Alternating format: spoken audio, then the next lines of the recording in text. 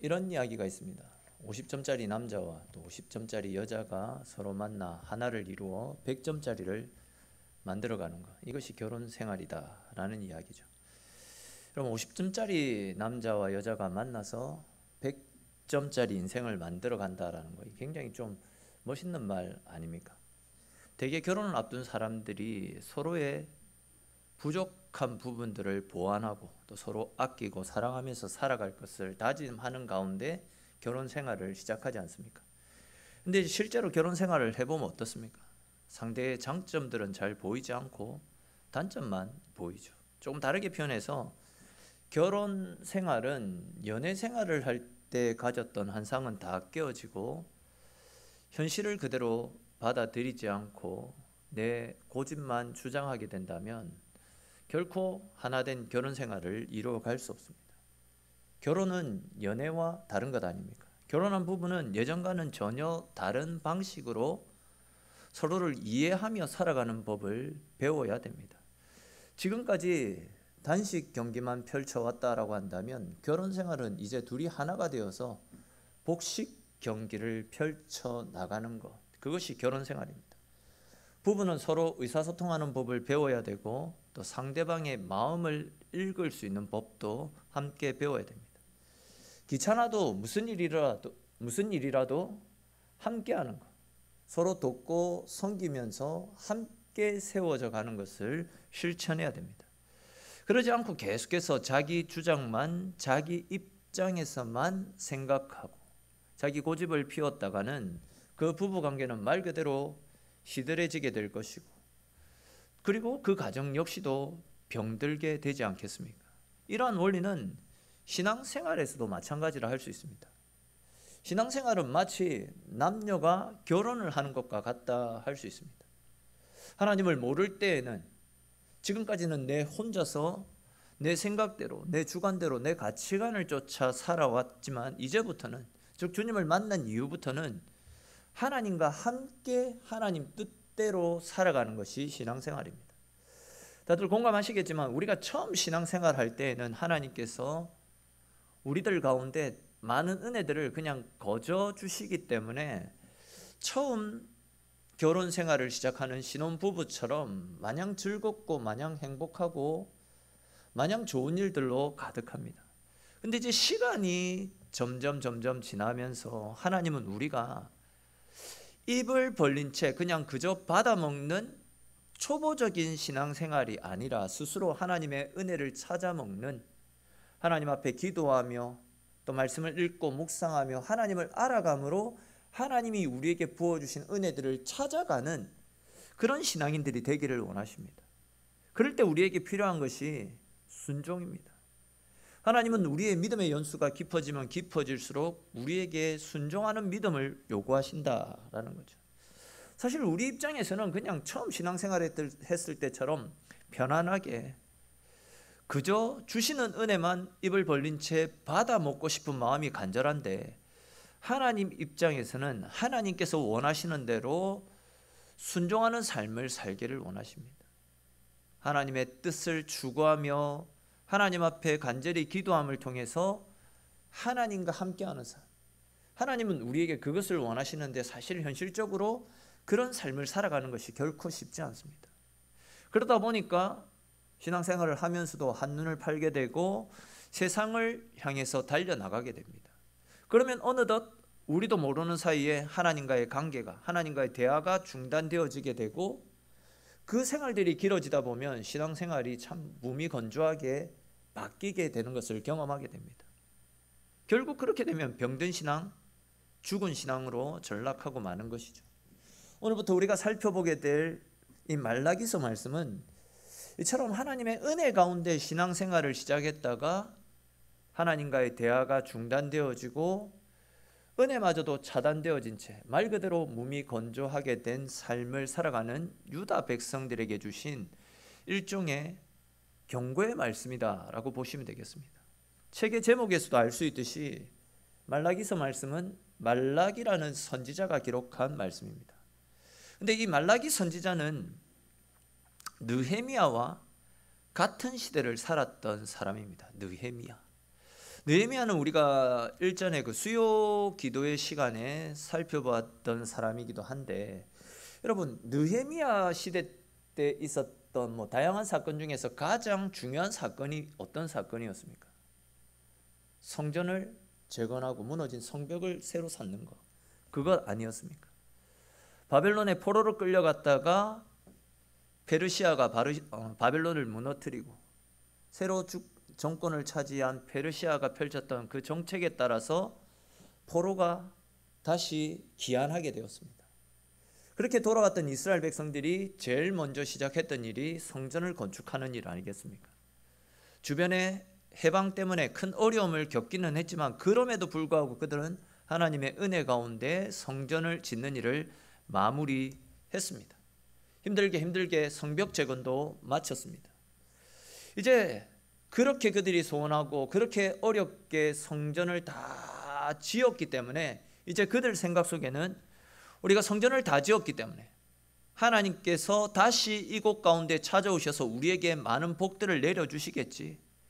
그렇게 되면 우리도 우리의 삶이 회복되어지고 큰 하나님의 영광 가운데 갈 수 있겠지 하는 그런 기대감을 가지고 진짜 열심히 신앙생활했고 열심히 하나님과 교제하는 삶을 살았더랬습니다. 그러나 그렇게 그들이 성전을 지었지만 그들의 기대와 달리 그들의 현실은 바뀌지 않았습니다. 여전히 그들은 페르시아의 주권을 넘겨준 채 페르시아의 포로된 삶을 살고 있었고요. 생활도 크게 성장하지 못한 채 여전히 힘들고 어려운 환경 가운데 살고 있었습니다. 그러다 보니까 이제 성전을 처음 완공했을 때에는 하나님 말씀대로 온전히 순종하는 삶을 살아야지, 이제는 어떤 시련이 오더라도 말씀 붙잡고 살아야지. 우리 조상들은 우상 숭배를 일삼다가 나라가 망했지만 이제 하나님만 바라보며 하나님을 나의 신랑으로 삼고 믿음의 삶을 살아가야지, 그런 다짐들을 했지만 시간이 지나도 변하지 않는 자신들의 삶들 때문에 그들이 서서히 지쳐가기 시작했습니다. 그러다 보니까 그들의 신앙도, 그들이 하나님 앞에 드렸던 제사와 예배도 점점 형식적으로 변해가기 시작했습니다. 하나님이 우리를 사랑하시지도 않는데, 하나님이 우리에게 복 주시지도 않는데 우리가 하나님을 향해서 뜨거운 신앙을 가질 필요가 뭐가 있나? 우리가 이렇게 성전까지 짓고 하나님을 매번 찾는데 우리의 삶이 이렇게 나아지지도 않는데 우리가 견실히 하나님을 높이며 살아갈 필요가 뭐가 있겠냐? 이런 생각을 하면서 말 그대로 자기 멋대로의 삶을 살아가기 시작했습니다. 바로 이런 이스라엘을 향해서 하나님의 말씀, 하나님께서 주시는 말씀을 따라 이스라엘을 향한 경고의 메시지를 기록한 말씀이 말라기서 말씀입니다. 근데 우리가 잘 알고 있듯이 이 경고라는 것은 결국 회복을 전제로 해서 던지는 메시지 아닙니까? 즉 만약 너희가 이 경고를 듣고 너희의 죄에서 돌아서면 내가 너희들을 회복시켜 줄 것이다. 그러니 속히 돌아서라. 너희가 복받기를 원한다면, 진짜 은혜 가운데 거하기를 원한다면 돌아서라. 그러면 복이 되어질 것이다. 만약에 이 경고의 메시지를 듣고도 돌아서지 않는다면 하나님의 진노가 너희 가운데 임하게 될 것이다. 이 말씀이 경고라는 겁니다. 그러니까 다시 말해서 하나님께서 우리에게 주시는 경고는 회복을 목적으로, 다시금 하나님 앞에 돌아오게 할 목적으로 주시는 말씀이 경고라는 겁니다. 말라기서 말씀이 바로 그런 측면에서 우리에게 주신 말씀이다라는 거죠. 우리가 이런 관점으로 말라기서 말씀을 함께 살펴볼 건데, 말라기서 말씀을 함께 살펴보는 동안 말씀을 깨닫는 지혜와 또 하나님께서 우리에게 부어주시는 풍성한 은혜를 경험하고 그 말씀을 통해서 또 우리의 삶에 변화가 일어나는 놀라운 축복을 경험할 수 있게 되기를 주님의 이름으로 축원합니다. 자, 이제 오늘 말씀을 한번 보시면 유다 백성들이 하나님을 향해 불만을 토로하는 장면으로 말씀이 시작되어집니다. 앞에서 말씀드린 대로 지금 이스라엘 백성들은 우리가 성전을 지었습니다. 우리가 또 이만큼 노력을 했으면 하나님께서도 우리에게 복을 주셔야죠. 근데 왜 하나님 우리에게 복 주시지 않고 우리를 이렇게 힘들게 합니까? 불만을 터뜨리고 있습니다. 이스라엘 백성들이 불만을 토로하는 내용이 오늘 본문 2절에 나타나고 있는데 우리 2절 말씀 같이 한번 읽겠습니다. 여호와께서 이르시되 내가 너희를 사랑하였노라 하나 너희는 이르기를 주께서 어떻게 우리를 사랑하셨나이까 하는도다. 나 여호와가 말하노라 에서는 야곱의 형이 아니냐 그러나 내가 야곱을 사랑하였고. 아멘. 우리는 여기에서 하나님과 이스라엘 백성들 사이에 상당한 생각의 차가 있다라는 것을 발견하게 됩니다. 하나님은 이스라엘 백성들을 향해서 내가 너희를 사랑하였노라. 하나님이 당신의 백성들을 사랑하셨다라고 이야기를 하고 있습니다. 그런데 그 말을 들은 이스라엘 백성들은 어떻게 반응을 하고 있습니까? 하나님 언제 하나님이 우리 사랑해 주셨습니까? 우리는 하나님 사랑 받은 적이 없습니다 라고 오히려 반문을 하고 있습니다. 하나님이 우리 사랑하신 적 없다라는 겁니다. 그런 소리 하지 마십시오. 이런 반응을 보이고 있는 거죠. 앞에서 말씀드린 그대로죠. 우리가 성전을 지으면 하나님 복 주셔야 되는 것 아닙니까? 우리가 그렇게 열심히 성전에 나와 제사를 드리고 하나님을 찾았으면 하나님을 찾는 우리에게 복을 주셔야 되는 것 아닙니까? 그런데 우리는 계속해서 포로 생활을 하고 있고요.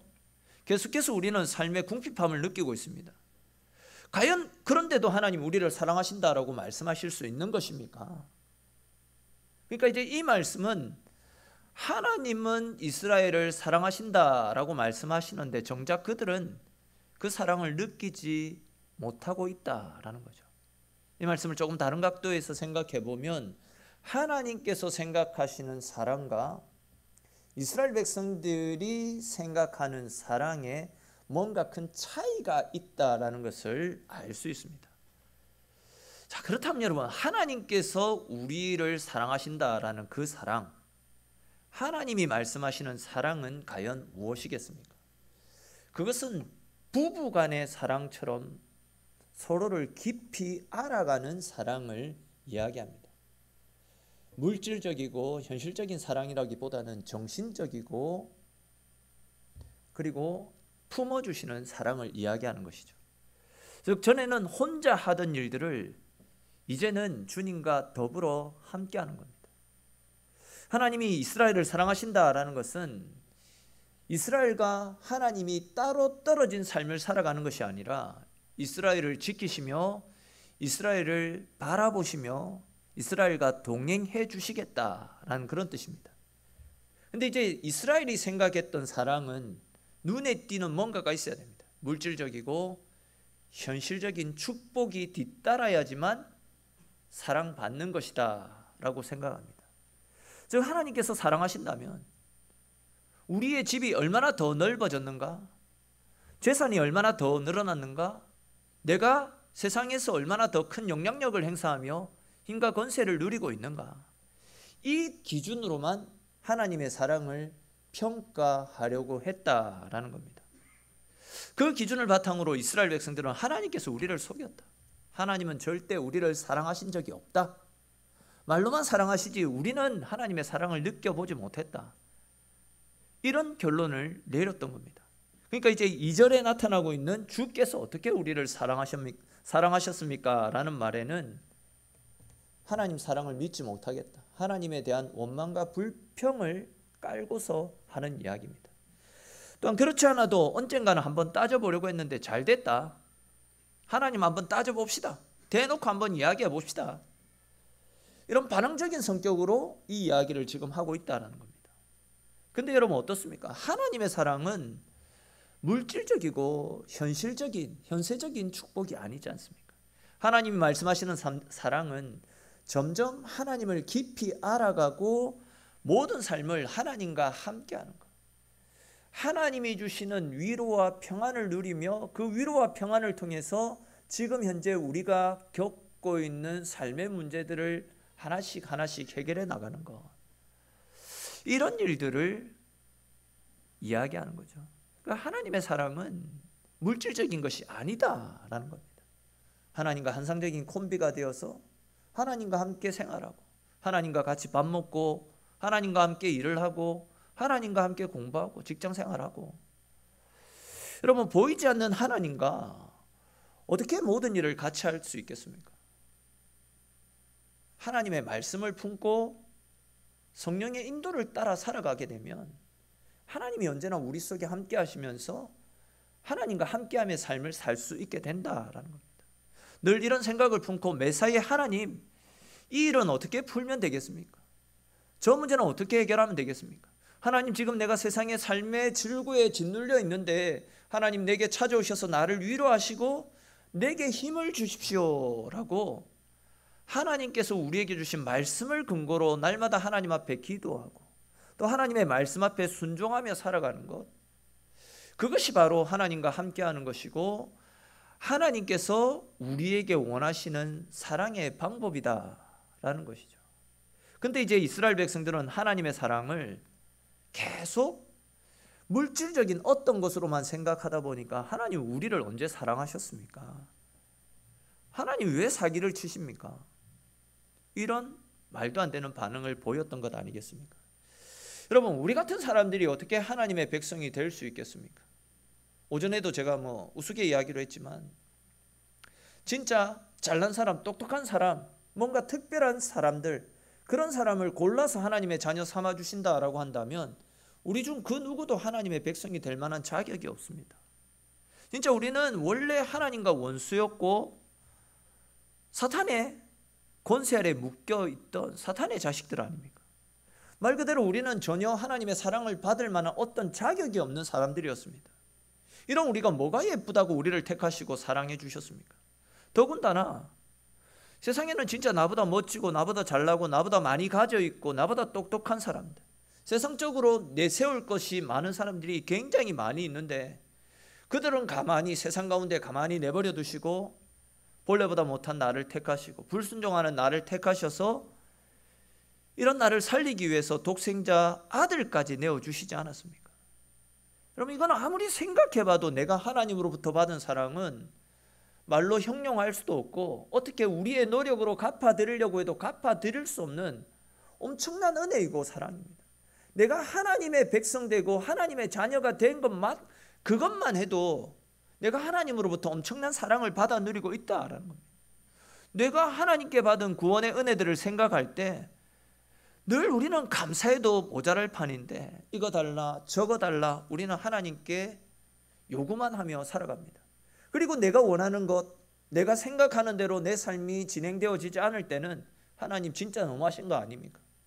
하나님 진짜 나를 사랑하시는 건 맞습니까? 이런 엉뚱한 소리를 하는 것이 이스라엘 백성들의 모습이었고 오늘날 이 시대 우리들의 모습이 아닌가 생각되어집니다. 이어지는 3절 4절 말씀에도 보시면 다른 어떤 은혜보다도 우리가 하나님의 사랑으로 구원받아 하나님과 함께한다라는 것, 하나님이 임마누엘로 우리를 지키시고 우리를 돌보주신다라는 것, 이것이 우리들에게 있어서 얼마나 큰 축복인지를 가르쳐주는 말씀이 3절 4절에 나타나고 있습니다. 우리 3절 4절 말씀 다시 한번 읽어봅시다. 같이 읽겠습니다. 에서는 미워하였고 그의 산들을 황폐하게 하였고 그의 산업을 광야의 이리들에게 넘겼느니라. 에돔은 말하기를 우리가 무너뜨림을 당하였으나 황폐된 곳을 다시 쌓으리라 하거니와 나 만군의 여호와는 이르노라. 그들은 쌓을지라도 나는 헐리라. 사람들이 그들을 일컬어 할 것이요 여호와의 영원한 진노를 받은 백성이라 할 것이며. 아멘. 자, 보시면 하나님께서는 장자의 명분을 가지고 있었던 에서보다도 차자였던 야곱을 더 사랑하셨다라고, 야곱을 택하셨다라고 말씀하고 있습니다. 야곱이 에서보다도 특별한 것이 있어서가 결코 아니지 않습니까? 우리가 야곱에 대해서 잘 알고 있듯이 그는 욕심장입니다. 사기꾼이었습니다. 거짓말장이었습니다. 수단과 방법을 가리지 않고 자기의 목적하는 바를 이루려고 했던 욕심이 앞섰던 사람입니다. 거기에 반해서 에서는 사냥도 잘하고 지혜로웠고 굉장히 튼튼한 남자였습니다. 그럼에도 불구하고, 즉 에서가 세상적인 기준으로 볼 때 굉장히 더 탁월했음에도 불구하고 하나님께서 야곱을 선택해 주셨기 때문에 그의 삶이 형 에서보다도 더 형통하게 되었다, 이런 말씀을 하고 있는 겁니다. 근데 사실 우리가 이 성경을 자세히 살펴보면 이 말씀 역시도 뭔가 조금 이상하다라는 생각을 하게 됩니다. 에서의 자손이었던 에돔이나 야곱의 자손이었던 이스라엘, 가만히 보면 하나님 오늘 말씀에서는 야곱이 더 잘된 것 같다라고 이야기하는데 가만히 보면 둘 사이에는 뭐 크게 차이 나는 것이 없어 보입니다. 오히려 세상적인 기준에서는 에서의 자손인 에돔 사람들이 야곱의 자손인 이스라엘 백성들보다도 더 앞서 있고 더 잘 살고 더 형통한 것처럼 보일 수 있습니다. 사실 뭐 에돔도 그렇고 이스라엘도 그렇고 둘 다 바벨론에 의해서 멸망했습니다. 더군다나 유다가 이스라엘이 에돔보다도 더 먼저 멸망했습니다. 다시 독립을 이룬 것 역시도 유다보다도 이스라엘보다도 에돔이 더 먼저 독립을 이루었습니다. 분명히 에돔은 세상을 사랑하는 민족이었고 유다는 하나님의 민족이었습니다. 하나님의 자녀들이었습니다. 근데 하나님의 백성인 이스라엘보다도 오히려 세상을 사랑했던, 세상을 쫓아 나아갔던 에돔 사람들, 이들이 세상적인 기준으로 더 형통했고 더 잘 먹고 잘 사는 사람들이었습니다.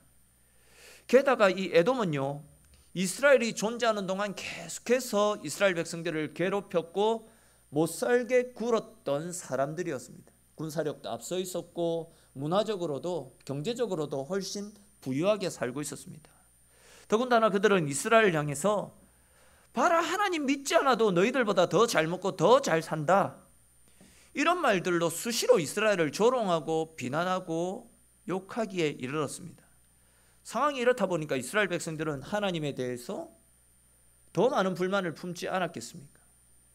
그렇지 않겠습니까? 에서와 야곱은 쌍둥이 형제입니다.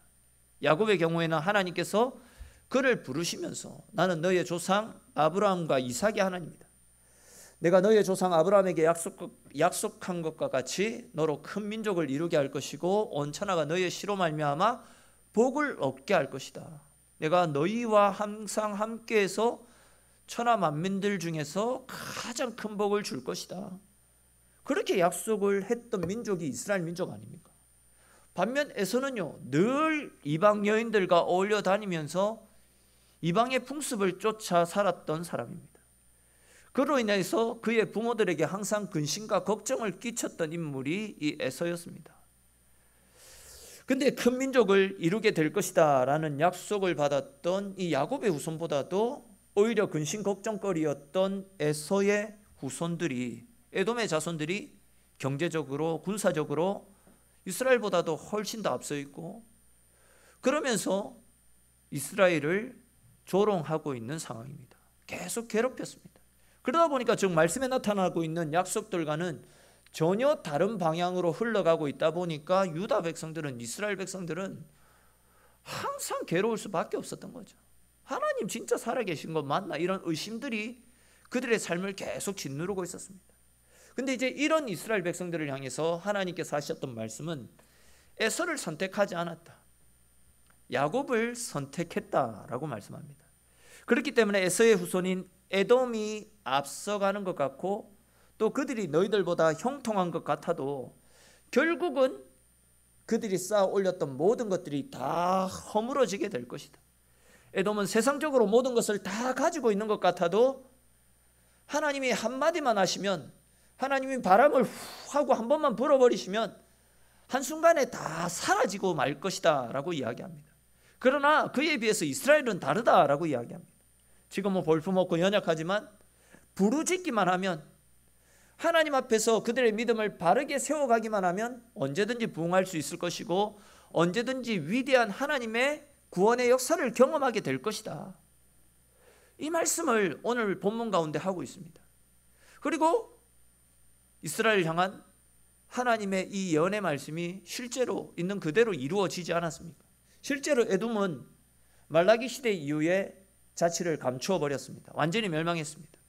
이처럼 하나님을 떠나서 생활하는 사람들은 결국은 무너지고 다시 일어나지 못합니다. 여러분, 그렇게 강성했던 아수르, 바벨론, 로마나 독일, 스페인, 영국, 이런 나라들을 한번 보십시오. 그들의 전성기 때를 생각해 보면요, 절대 망하지 않는 완전한 나라다라고 생각을 했었더랬습니다.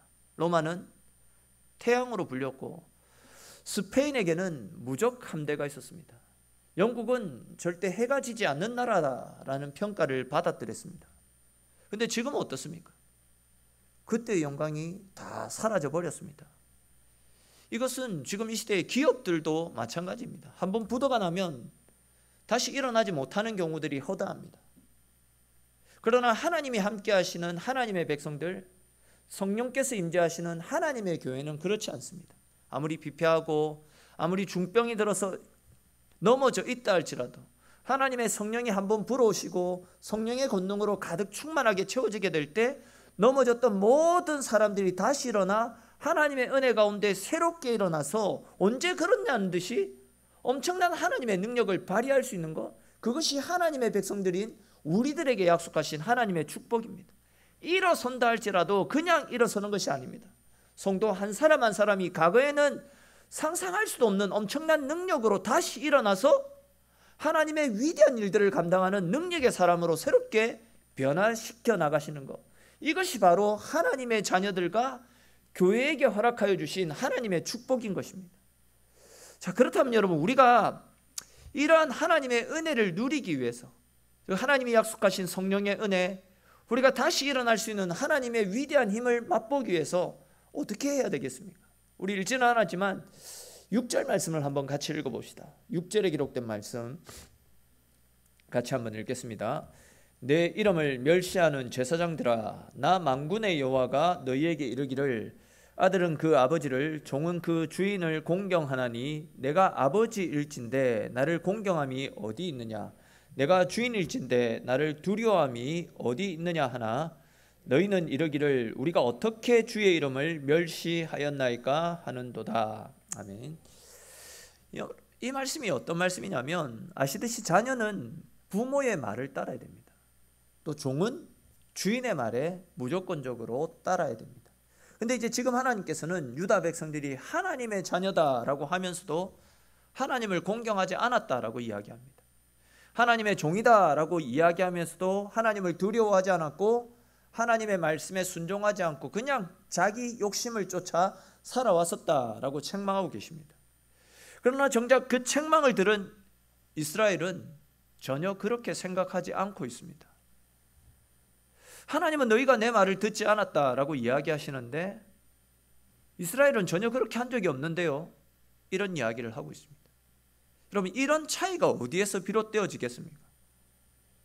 이것은 하나님이 중요하게 여기시는 일과 이스라엘이 하나님께서 중요하게 여기실 것이다 라고 생각했던 그 일들이 차이가 있었기 때문입니다. 유다 백성들은 하나님이 제사를 중요하게 여기신다, 예배를 중요하게 여기신다 라고 생각했습니다. 어떤 개념이냐면, 부모들은 그 어린아이들이, 갓난아기들이 울면 그 젖병을 물리지 않습니까? 젖병을 물리면 아이들이 울음을 그칠 거다 생각하고 아이를 달래기 위해서 젖병을 물리잖아요. 또 집안에 어르신들이 계실 때 음식이나 잘 챙겨드리고 용돈만 제때 드리면 아무 탈이 없을 것이다, 이런 생각을 합니다. 그것처럼 유다 백성들도, 이스라엘 백성들도 하나님을 그런 어린아이나 어르신들처럼, 기력이 세한 어르신들처럼 생각해가지고 하나님께 제사만 제때 잘 드리면 자신들을 괴롭히지 않을 것이다, 이런 생각을 하고 있었던 겁니다. 자신들은 하고 싶은 일이 많이 있는데 하나님께서는 뭐 계속 하지 말라라고 막으시고 또 그 일이 죄라고 책망하시니까, 아이고, 하나님 제사 잘 드릴 테니까 그냥 우리의 삶을 간섭하지 마시고 그냥 우리의 앞길 막지 마십시오. 그냥 우리가 드리는 제사, 우리가 드리는 예물, 그것만 받고 우리에게 복을 주십시오. 그러니까 제사를 드리더라도 마음이 없는 제사를 드렸다라는 거죠. 그래놓고 그들은 우리 하나님 잘 섬겼습니다, 우리는 종으로서 종의 신분을 잘 감당했습니다. 제사를 그들의 순종의 여부를 판가름하는 어떤 잣대로 생각했다라는 거죠. 그런데 하나님이 생각하시는 것은 그들과 달랐습니다.